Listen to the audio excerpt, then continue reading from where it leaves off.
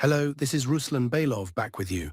Well, yesterday Lavrov came out and once again explained in detail, or rather repeated, Russia's position, that Ukraine will not join NATO, that Ukraine must declare a neutral status, and that no so-called peacekeeping contingents will be allowed on Ukrainian territory.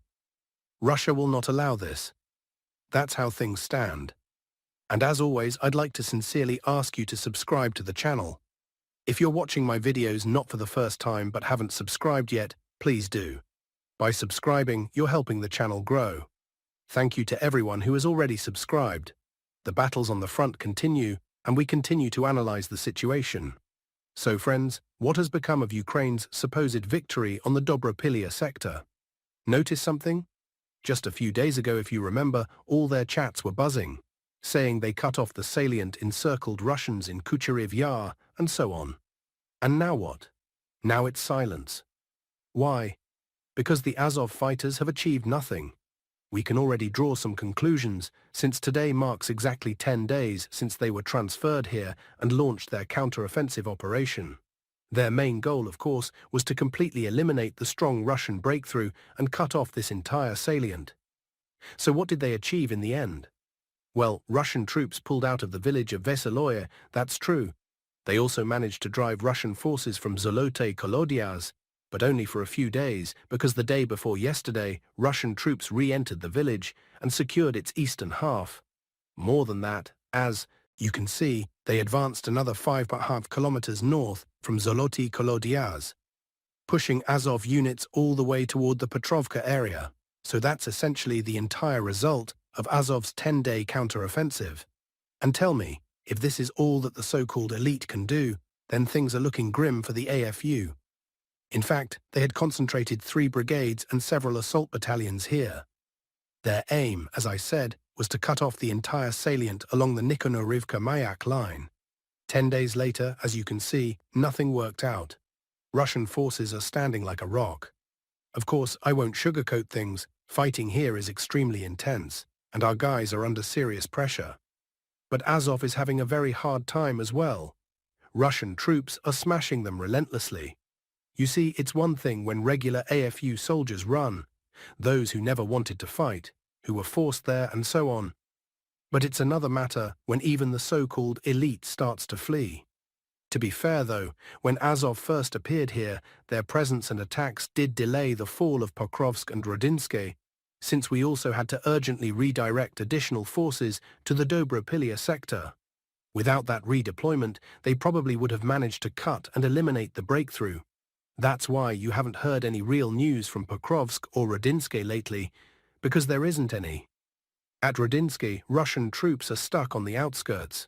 To be precise, Russian forces are present inside the town, but only on the very last street, and haven't been able to move further yet. The same goes for Pokrovsk. There were initial successes, but now the situation for the AFU has stabilized. Where things are moving rapidly, however, is near another major city, Kostiantynivka. Over the past 24 hours, there has been significant progress on several fronts. So let's look at the situation around Kostiantynivka. There's plenty to discuss. First of all, in the last day, Russian troops managed to take full control of Oleksandro-Shultine.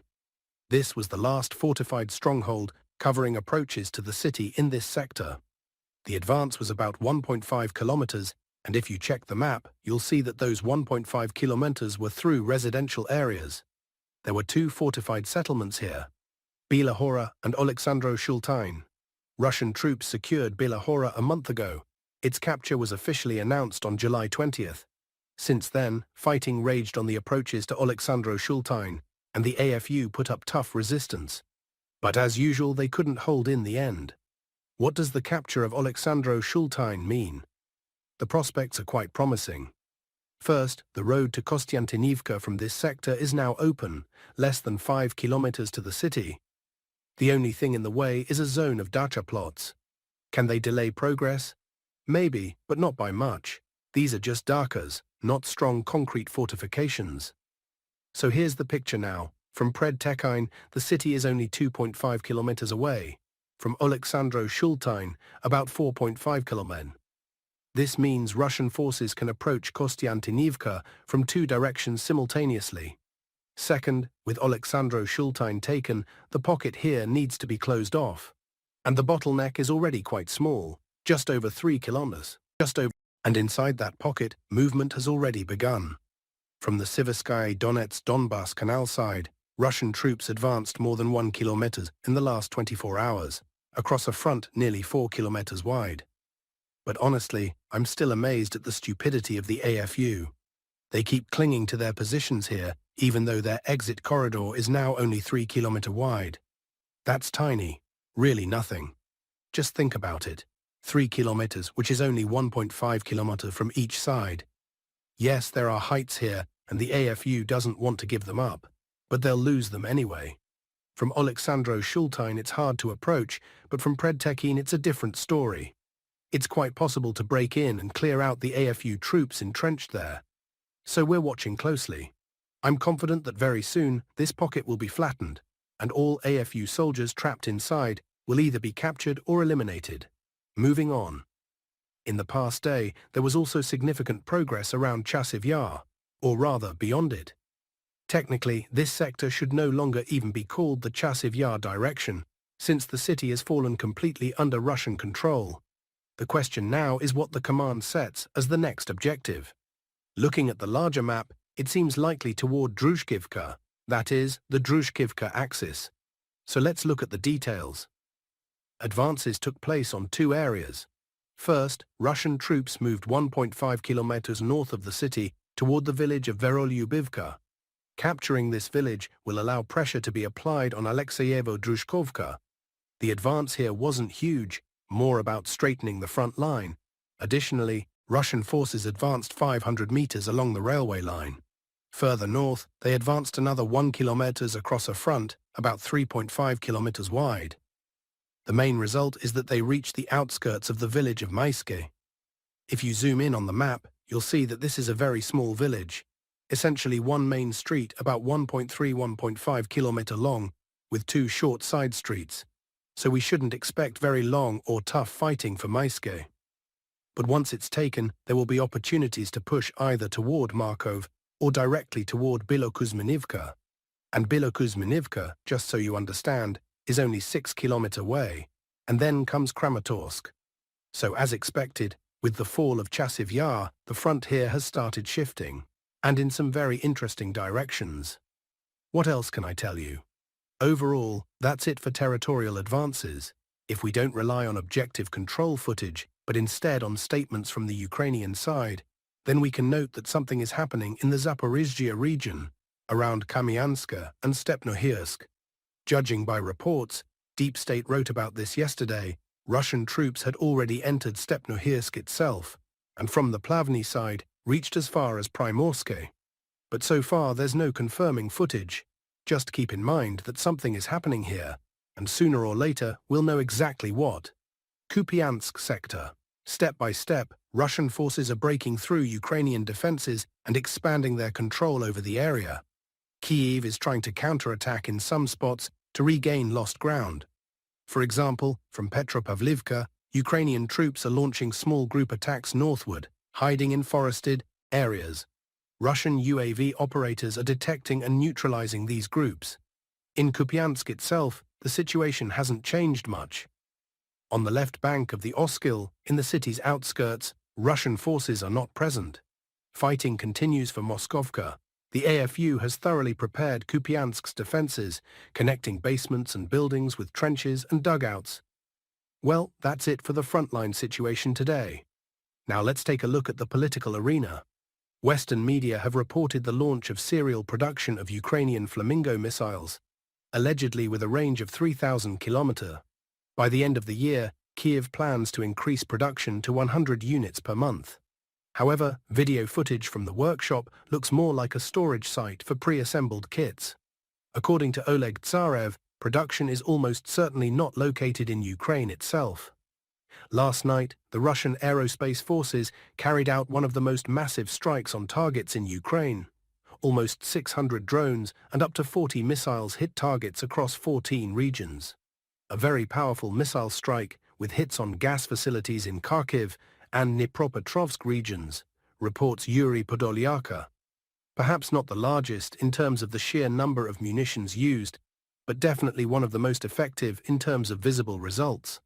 And the strikes were aimed not only at military facilities, airfields and ammunition.UAV production sites, but also at gas infrastructure, most notably the major Shebelinsky gas field in Kharkiv region, which accounts for up to 50% of Ukraine's gas extraction. Locals report massive flames at the site, at the field itself and at the compressor station that pumps its gas into Ukraine's transmission system. Also struck and now burning is the Pavlohrad compressor station, the next along the main gas pipeline southwest of Shebelinka. The blaze is so intense that it can be seen even from Dnipropetrovsk. If these two stations are completely taken offline, Ukraine will lose about 60–70% of its domestic gas production, since all the major Kharkiv gas fields are connected to this section. This would definitely cause a gas shortage in winter, and if the Shebelinsky hub were completely destroyed, then Kharkiv and most of the region, as well as eastern Dnipropetrovsk and the Ukrainian-controlled parts of the DPR, would be left without gas supplies. I don't think it will go that far, but it's clear that after these night strikes, Ukraine's domestic gas production has been seriously reduced, wrote Podolyaka. After their fiasco in Washington, Zelensky's globalist backers have regrouped and are once again dragging out negotiations. Zelensky himself has now spoken out against territorial concessions, claiming Russia would supposedly need 4 years to take the entire Donetsk region. This is a completely fabricated lie from Zelensky, meant to create the illusion of a so-called victory, reports the Telegram channel Legitimny.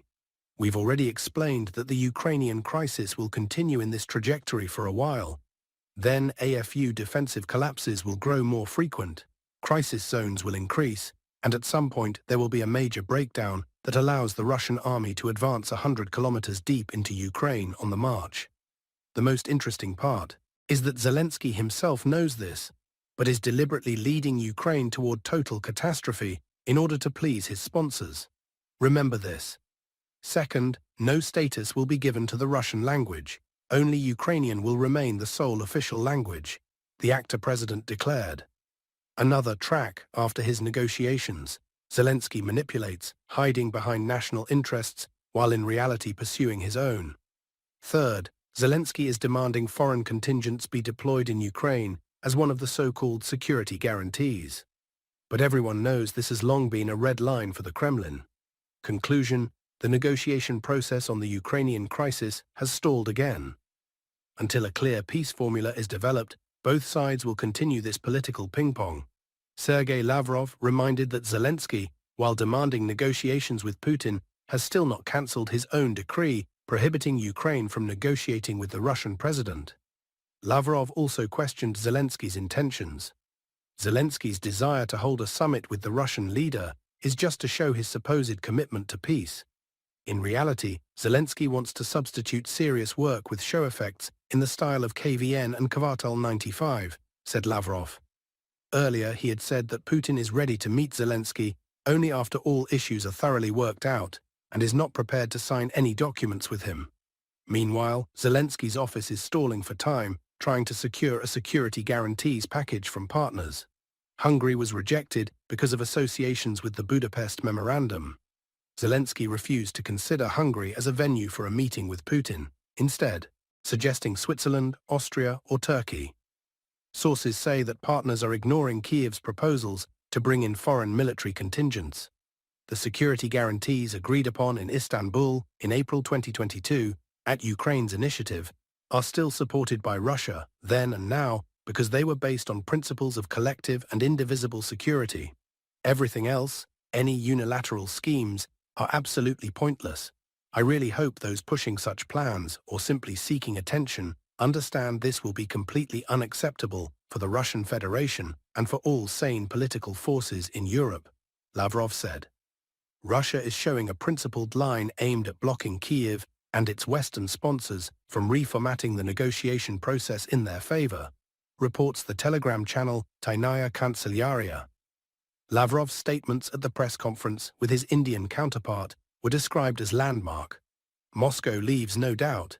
Any illusions about forcing Russia into unacceptable conditions will be shattered by the Kremlin's firm stance. Its rejection of any scenario involving foreign contingents in Ukraine demonstrates that Moscow sees such initiatives as a direct threat, making negotiations meaningless. According to Lavrov, Zelensky, by talking about a quick meeting with Putin, is trying to play the role of peacemaker, but in fact is blocking any real settlement by setting conditions Moscow will never accept. His statements about security guarantees through foreign troops and refusal of territorial concessions only reinforce the perception of Kiev as deliberately sabotaging the process. For Moscow, this is a signal. Dialogue will only be possible once Washington pressures Kyiv into returning to previously agreed formats. Another marker was Moscow's position on the legitimacy of Ukraine's future signatories. Russia is clearly indicating that no agreement can be signed without renewed political legitimacy in Kyiv. This not only devalues Zelensky's initiatives, but also points to a broader strategy. The Kremlin intends to build a long-term settlement architecture, undermining Zelensky's position. Lavrov has set the framework. Moscow is ready for talks and for a Putin-Zelensky meeting, but only if all issues are substantively worked through and if the US applies real pressure on Kyiv. Otherwise, such a meeting would become just a show process, with all blame for its failure shifted onto Russia. The Kremlin is preemptively blocking that scenario. Moreover, Moscow has made it clear, further sabotage of negotiations will only result in tougher demands, including new territorial concessions, since Russian forces are continuing their offensive. The Kremlin will not allow peace terms imposed through NATO's military presence or Zelensky's political manipulations. With each round of fruitless pressure attempts, Ukraine loses room to maneuver, while the US risks exiting the process and leaving Kyiv one-on-one with Moscow. Thus, Russia is shifting the discussion into a space where delay tactics only accelerate harsher settlement conditions and reinforce its strategic advantage. If you listened until the end, don't forget to subscribe to our channel, hit the like button, and leave your opinion in the comments. Check out our other videos and see you soon.